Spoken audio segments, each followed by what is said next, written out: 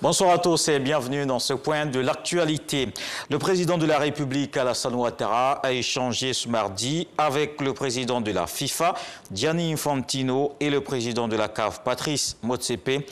Les échanges ont permis de faire un tour d'horizon des activités du sport roi. Ils ont évoqué le lancement à Abidjan d'un tournoi interscolaire panafricain de football.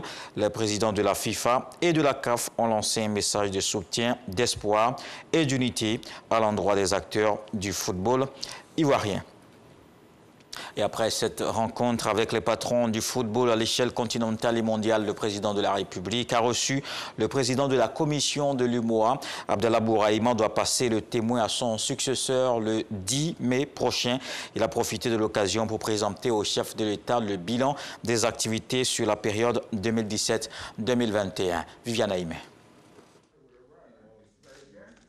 Comme il l'a expliqué à la presse, cette visite à Abidjan du président de la commission de l'UEMOA, Abdallah Bouraïma, s'inscrit dans le cadre d'une tournée d'au revoir qu'il effectue dans les 8 pays de l'Union avant la fin de son mandat.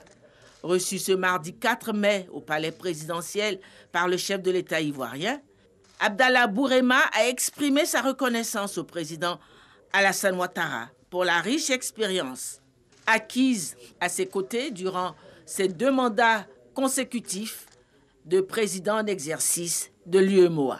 J'ai évoqué avec le président de la République les sujets qui touchent à la situation de notre Union, qui, comme vous le savez, est traversée aujourd'hui par une triple crise sécuritaire, sanitaire et socio-économique.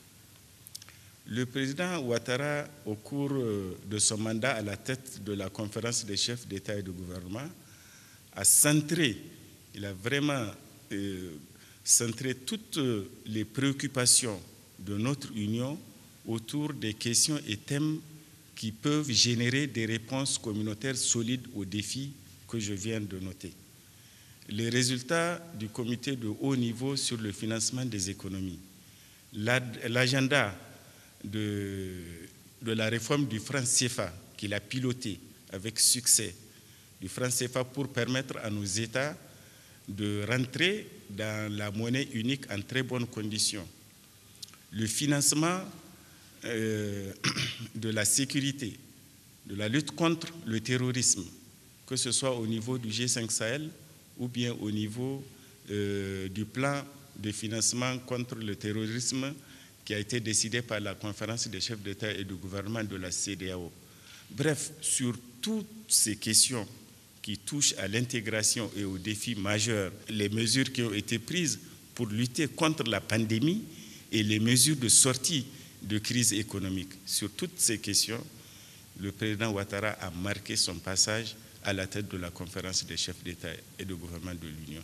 Et enfin, vous me permettrez de dire à titre personnel, j'ai appris à travailler auprès de lui avec un esprit de pouvoir tenir compte de beaucoup de contraintes multiples, travailler dans un environnement de contraintes multiples en visant toujours des résultats importants à atteindre. Pour rappel, c'est le 10 avril 2017 qu'Abdallah Bouraïma a été nommé par les chefs d'État de l'Union à la tête de la commission de l'UEMOA. On va rester justement dans l'espace communautaire sous-régional. Le mandat de la Côte d'Ivoire à la tête du comité interparlementaire de l'UMOA a pris fin. C'est le Burkina Faso qui va prendre les rênes de cette institution. L'annonce a été faite ce lundi lors de l'ouverture officielle de la 29e session extraordinaire de cet organe. La rencontre se tient à Abidjan autour de la libre circulation et le droit d'établissement dans l'espace de l'Union monétaire. Les participants vont ressortir les défis et les perspectives pour l'atteinte de cet objectif. On termine dans le monde agricole. Les producteurs sont vulnérables dans la chaîne de valeur du cacao. Ils explorent alors une nouvelle voie de recherche de ressources additionnelles. À Soubré, les cabosses du cacao sont transformées en charbon de chauffe. À Beauville, une coopérative s'essaie à la transformation artisanale des fèves de ce produit vital de l'économie ivoirienne. L'objectif est de diversifier le revenu des producteurs du cacao. Dans le dossier Eco Plus à suivre à 20 h, les agriculteurs ont vu leurs revenus augmenter à partir de cette technique. L'actualité se poursuit avec les infos régionales. Je vous donne rendez-vous à 20h.